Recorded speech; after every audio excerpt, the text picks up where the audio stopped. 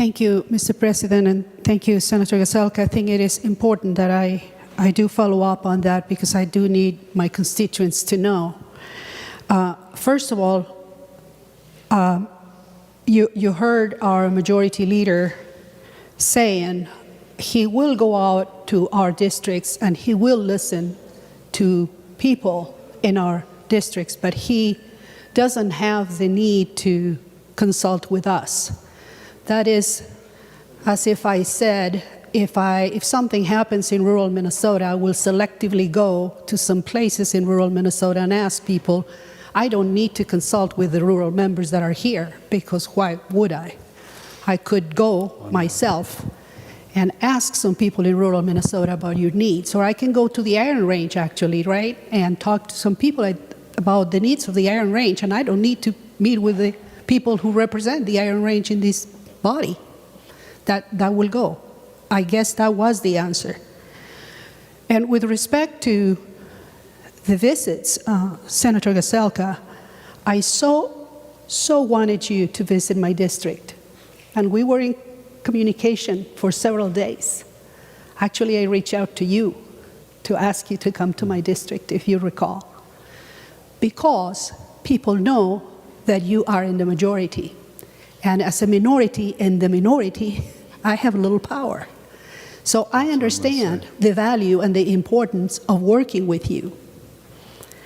I was told, you told me that you wanted to come to my district to say a prayer, which I don't have a problem with because I'm a practicing Catholic and I can say a prayer, and I say a prayer every single day in my life.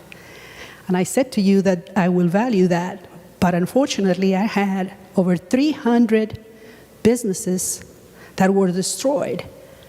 And people really didn't want me to pray. They wanted me to tell them how is that I could secure $1 billion in order to rebuild my city. That was what they really wanted to hear.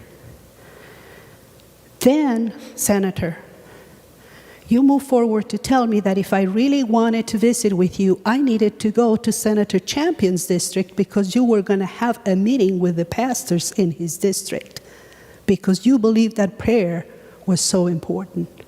And that was the end of our conversation.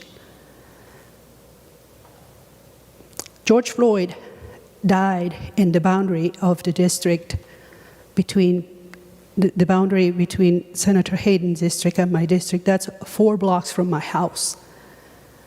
People wanted an answer for that. And they know that I was praying for Mr. Floyd and his family. I continue to do so. They wanted meaningful criminal justice reforms, Senator. They didn't want me to pray for their families only. They also want me to pray. And they're also looking for support from this body to rebuild our city. That's what they are asking for. So, Senator, I feel the need to say this because my constituents need to know that I do value your presence and I do value bipartisan work. And more than that, I need it. Without your support, I cannot do this work. I will not be able to do that.